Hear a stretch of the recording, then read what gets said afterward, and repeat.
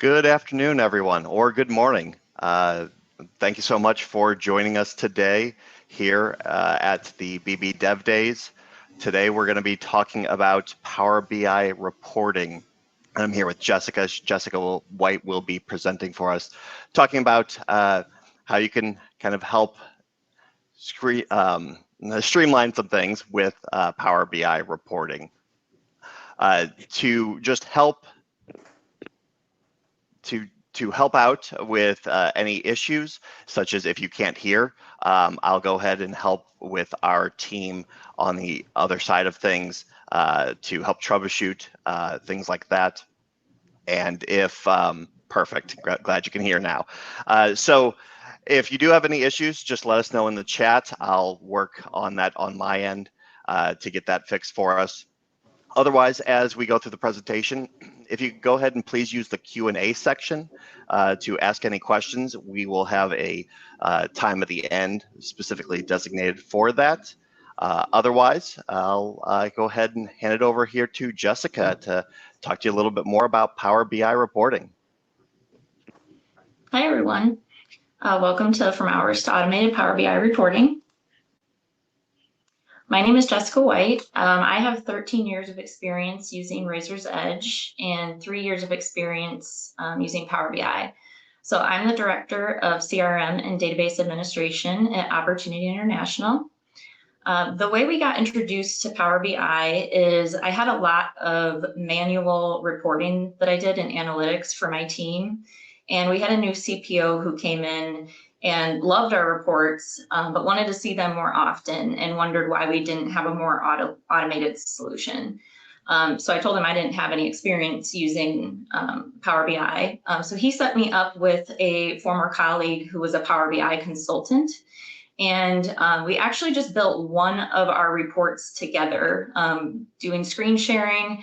And I took everything I learned from that experience working with him on building that report and ran with it and ended up automating all of our regular reports. So now they all refresh daily. I don't have to do anything, which is amazing, especially because there would be a lot of ad hoc requests of I would only do a report monthly and they'd want it every week, and it took a lot of manual work. So I started with manual refreshes where I would export the data manually from Razor's Edge and refresh and republish the report, which was still a lot of work, but the reports were still more streamlined. Then I attended BBCon a couple years ago and was introduced to Power Automate and Q. And I took what I learned from there and went home and played around with setting up queues of the exports that I needed. And then going from Q to Power Automate and building a flow that moves the files from RE to our local drive so that we could have nightly refreshes. I'm not a coding expert. I don't have any experience in software development or writing code, but I was able to learn a lot through trial and error. And I also use AI when I get stuck. So sometimes I'll build a measure that's not working quite like I expect it to. And AI is really helpful in identifying what is off with that. You can explain what you're trying to do and what your current code is. But I would definitely not just trust that blindly. For a while, I still continued to do the manual reporting to compare side by side to make sure everything was working as expected. So we'll talk about our agenda really quickly. We're going to go through the process of getting the data from Razor's Edge, moving that data from Razor's Edge to your local drive so it can be connected to Power BI, mapping tables in Power BI, a quick overview of custom columns and measures, and publishing and setting up your refresh schedule. And then I'll show you a couple of examples of reports that we have refreshing daily.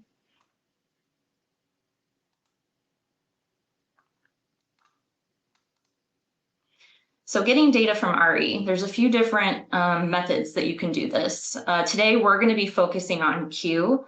That is what we do at Opportunity International. Query API is a newer option that I'm really excited about. I just haven't had time to explore. I definitely plan on attending some of those sessions, as I'm sure some of you are as well. And then a direct connection to NXT. If you visit the Power Platform community through Blackbaud, there are instructions on how to set this up, and it's great. But for us, it didn't quite work because it didn't provide all of the options that Database View provides, especially things like soft credits. We have a lot of gifts that the soft credit is the main donor with our setup, so it didn't quite work for us. So since we're going to just be focusing on Q today, I'm going to quickly talk about Q setup. So you go to Database View and Admin, and then Q. And you can set up many different queues. I have like 15 different ones. I have a few different constituent ones set up that have different export formats that I need for different reports, a few different gift, action, proposals. And it's great because you don't have to lock up your computer manually exporting these things. They run when I'm asleep overnight, and they save to the Blackbaud FTP folder.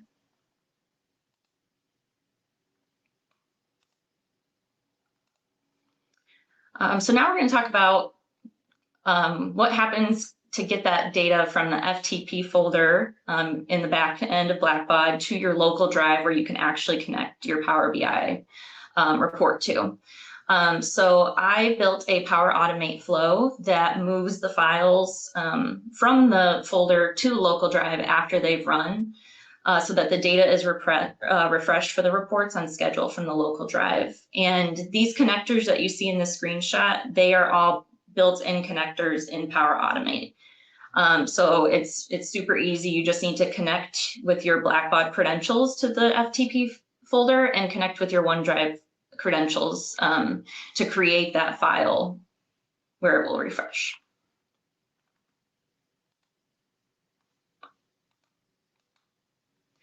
So next we have actually setting up that data in Power BI. So there's a button in Power BI, Get Data, and you'd assume that you're going to select Excel Workbook because that is what you're connecting to. If you connect to the Excel Workbook, it's not going to dynamically refresh because it needs to have credentials set up and be connected to the version on the cloud.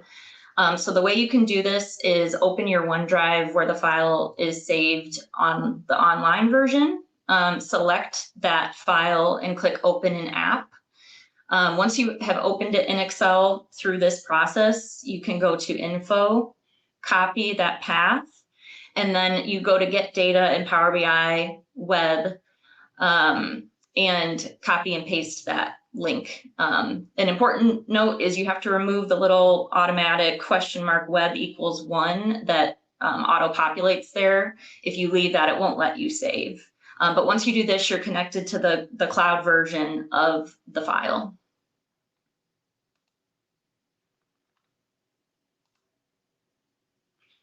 So next we're going to talk about table mapping. This is going to be kind of a brief overview, but this allows you to link tables that you have pulled from your queues via a unique identifier. In the example I have here in this screenshot, I've linked GIFs and constituent tables via the constituent import ID.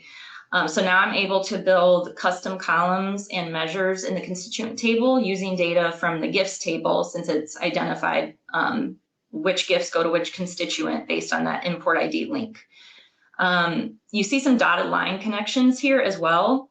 You can have inactive relationships that you call on to activate within certain formulas, which is really helpful. We'll talk about examples of when we would need to do this a little bit later on.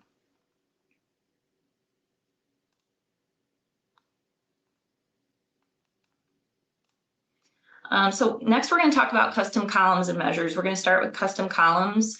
So you can build custom columns in any of your tables using DAX, and it looks overwhelming in the screenshot here, but it's really not that much more complicated than writing formulas in Excel. And again, if you're just getting started, you can always use AI to assist you to get a simple base formula to start working with. So this code here is determining whether or not the GIFs are classified as new cache based on our organization's definition of new cache. So I used to have to go through and manually do this in Excel and then and exclude gifts that weren't new cash before I did pivot tables each time. The great thing about this is you write this code once, and every time the data refreshes, this refreshes as well, so you never have to do it again.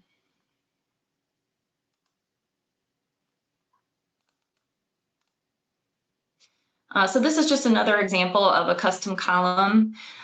We have something on our finance team, or a daily revenue report, that has the revenue broken down by several categories that aren't in Razor's Edge, that are pretty complex.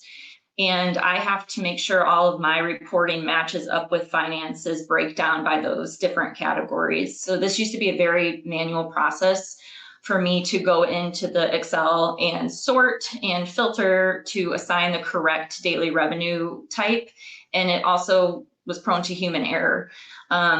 So I was able to write this code once so that it assigns the correct DRR type, and later it will help me break down our giving by these different daily revenue report types.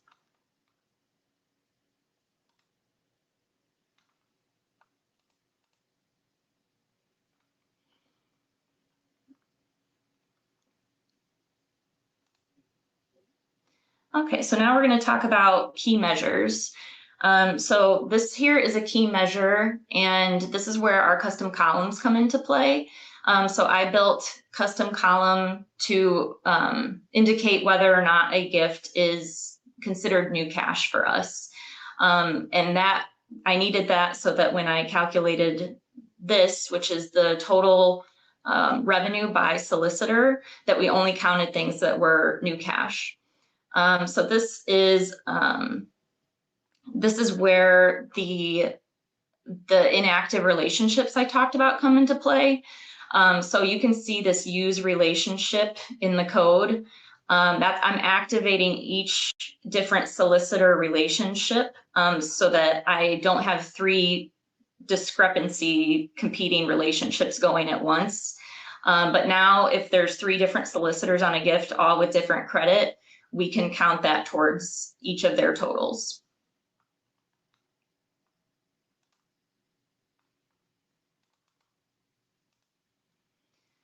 So next we're going to talk about publishing and refreshing the reports. So once you have linked all your sources, mapped your data, and built out all of the columns and measures you need to build your visuals in your dashboard, you'll need to create a workspace in Power BI online. And then you can publish the report to that workspace, which you can then create an app from.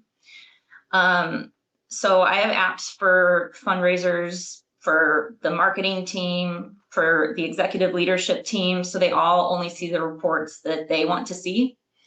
And once you've published to that workspace, you'll be able to schedule a refresh that happens every day at a specific time after your queue has run and your Power Automate flow has moved your files to your local drive.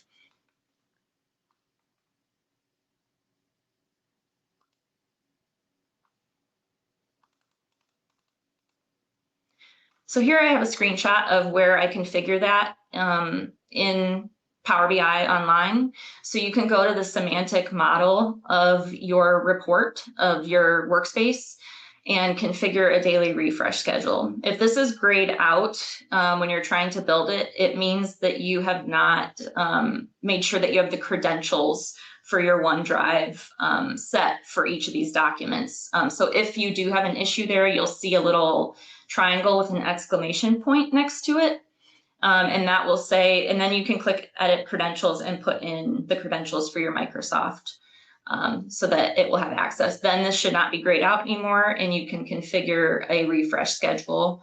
Make sure that you're doing it on your time zone so that you know that your queue has run, your Power Automate flow has run.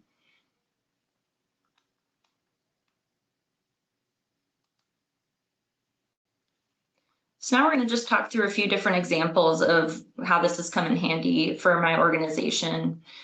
So this is our revenue versus goal by fundraiser report. So as you can see, here's all those different DRR types I was talking about that finance needs to match up with.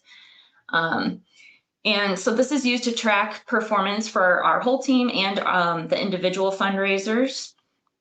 And this used to be very manual, taking several hours, especially because if there are any discrepancies, I need to go back to finance and we need to find out what was coded wrong in the system. But with this process, that's the only part I need to do. The report happens automatically and I can work directly with finance right away to start looking through the data if there are any mismatches in numbers. So I was able to set this report up and forget it. The black box here, the donors' names are blacked out for privacy, but this is where the donors' names would show. This is also helpful for our fundraisers because they can click these different breakdowns and the visual below of the list of gifts filters. So if they are confused why something isn't counting towards their new cash goal, they can click new cash and see which names pop up, or they can go to the gift that they are confused about and see what DRR type it is. So that's definitely helped with them understanding their numbers and not coming to me as much trying to figure out what category the revenue falls under. So again, this is why we needed those deactivated relationships. You can see this rep filter up top. So the fundraiser can select their name to see the breakdown. And if we were only using the first solicitor amount credited, if they were the second solicitor on the gift, it would not be showing here unless we did those deactivated relationships.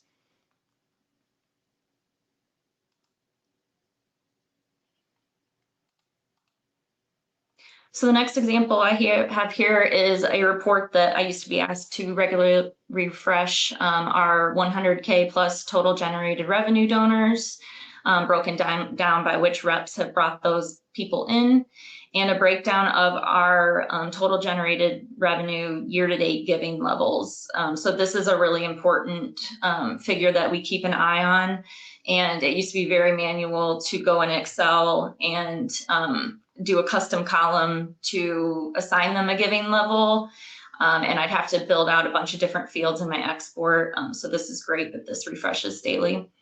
And then we have our proposals. The big thing we keep an eye on is our conversion rate for our proposals. So we can have all that information refreshed daily at our fingertips, as well as total generated revenue versus the goal. Oops.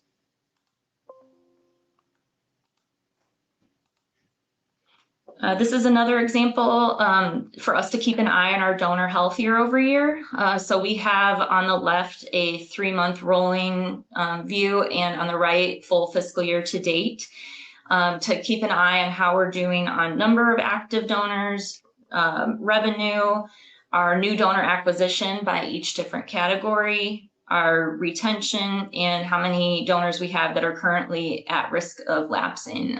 So this one is just an overview for the executives, but we have a version where you can click into these different categories like at risk of lapsing to see who those donors are, which is really helpful for our fundraisers.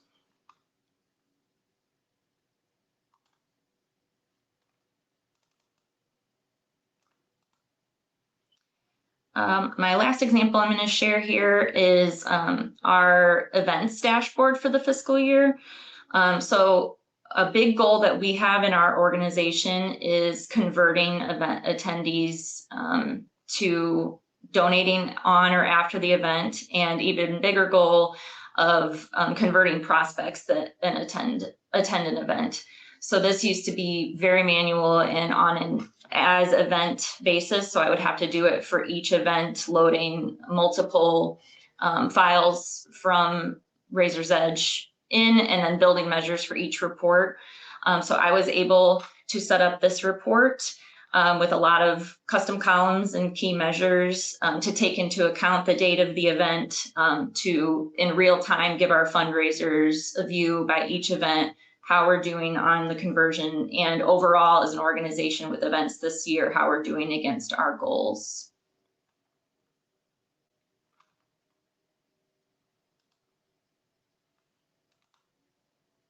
So I wanted to make sure to leave plenty of time for questions. I've got my email here as well. If you want to talk further or need any advice in getting started in Power BI, I'd be happy to help. But I can start looking at the Q&A and answer any questions you guys might have.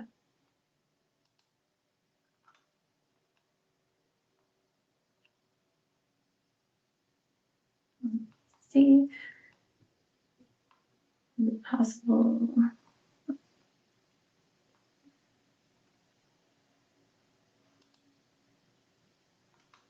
To use Power BI to generate a list and not just a summary report. So yes, it is. So Power BI though is meant to be a visualization platform. So it's not the traditional way of doing it, but if you built out a table, there's all these different filters that you can apply to that table, and then you could export that visual to be your mailing list or your any type of list.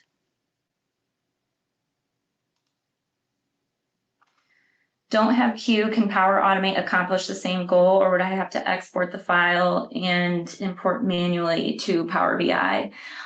So yes, I know that Power Automate is able to accomplish this. I've seen a few sessions, I think by Alex Wong.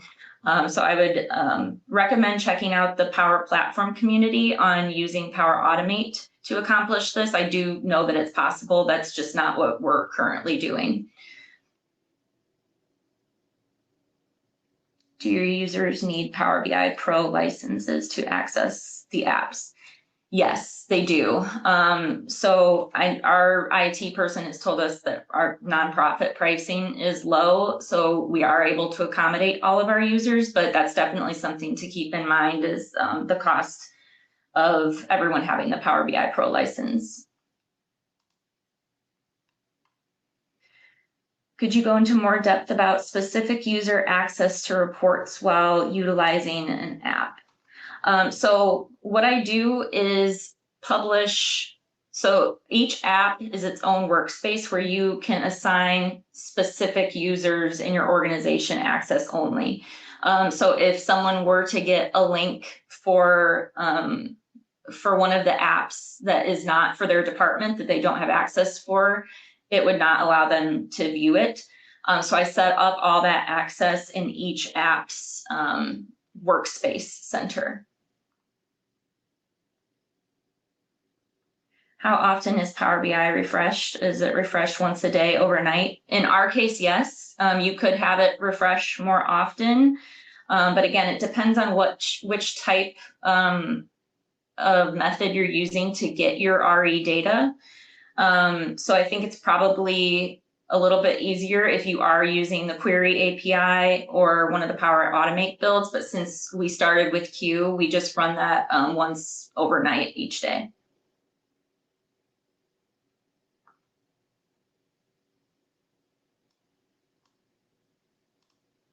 I'm not sure I understand the last question. What is the Q sheet? Q. So you don't have to be a developer to use Q. Q is in Razor's Edge database view under admin. And all that is you setting up automated tasks in the database view of Razor's Edge. So you can have queries run in Q, you can have exports run in Q. There's a lot of different tasks that you can just have Razor's Edge do in the back end when you're not even online. So you don't need to be a developer to use that. Let's see if we have any other.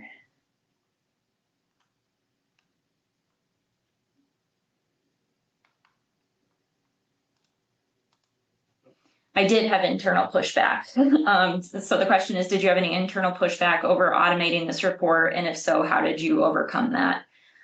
So like I mentioned, just for trust of both myself and for the team, I continue to do the manual versions of the report alongside this running automatically every day. so that our team could see, okay, this is the exact same results we were looking at, and now this is an automated version. This is better for everyone. You don't have to wait on me to be able to have the time to do all of this manual manipulation to the data, and put it together for you each time. So the ease of access, once they trusted it, is what I think got people to really become invested in it. And now everyone is requesting everything to be a Power BI report, even the ad hoc reports.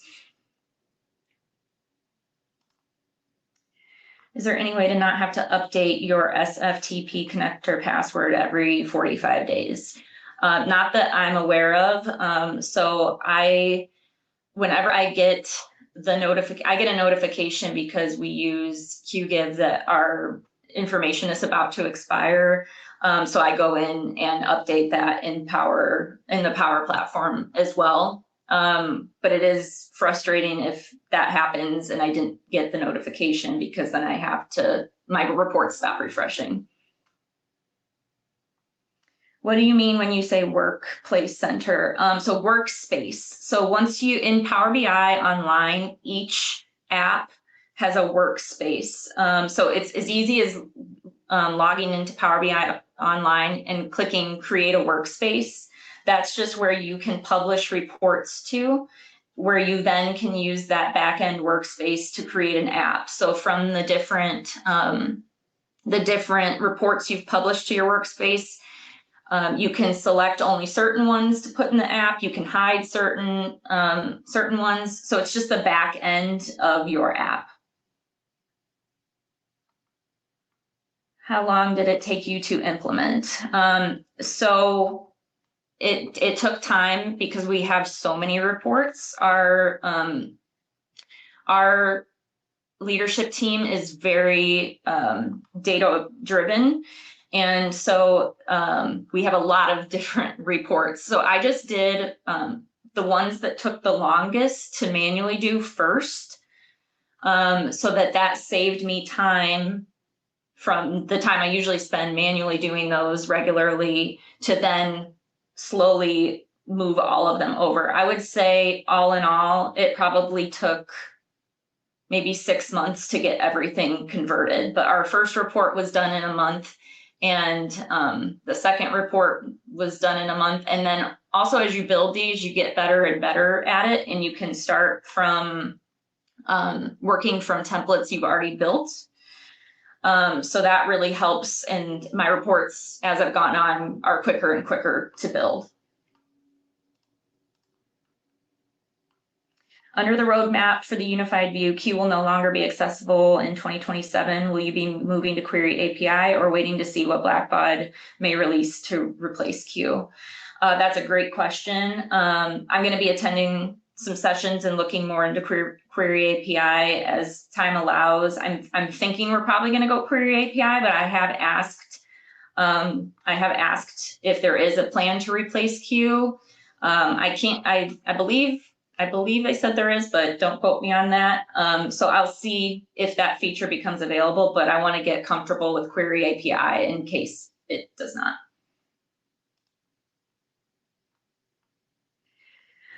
I see you only see your own workspace. How do I save to someone else's workspace?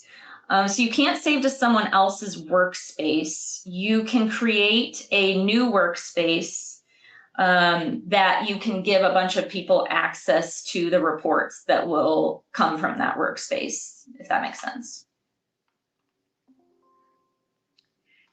Are you using any AI feature in report to predict the forecast for coming months? I'm not using an AI feature for our forecast. We do forecasting at the beginning of each year and have our fundraisers regularly updated in the system. And we do have a Power BI report that refreshes daily to give us that forecast. Hopefully that helps and answers that question. I think I hit everything in the Q&A. I'm going to check the chat in case I missed anything.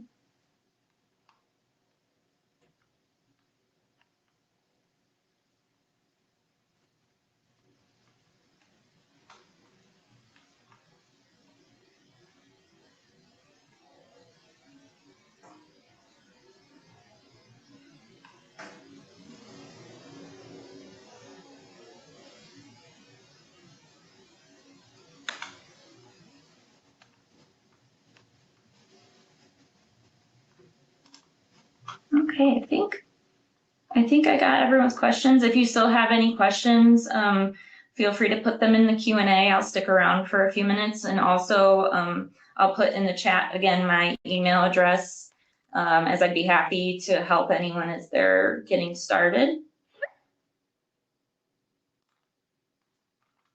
And I'm going to go off camera, but thank you all so much. And like I said, I'll remain in the Q&A in case anyone has any questions. Thank you.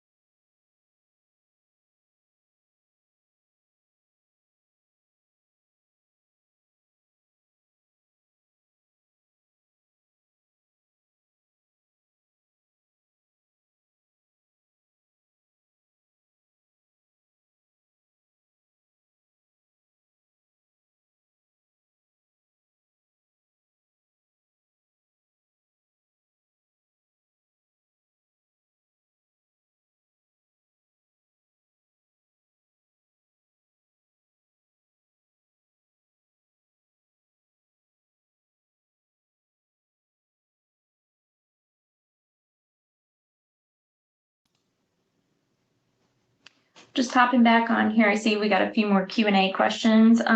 So one of them is, can this be used with AllTrue?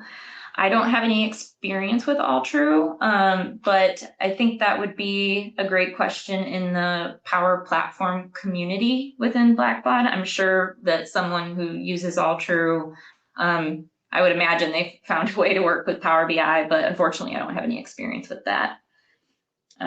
Is each report its own model? Yes, so you do build a data model for each individual report, and you might need to build different relationships for different reports and use different exports for different reports.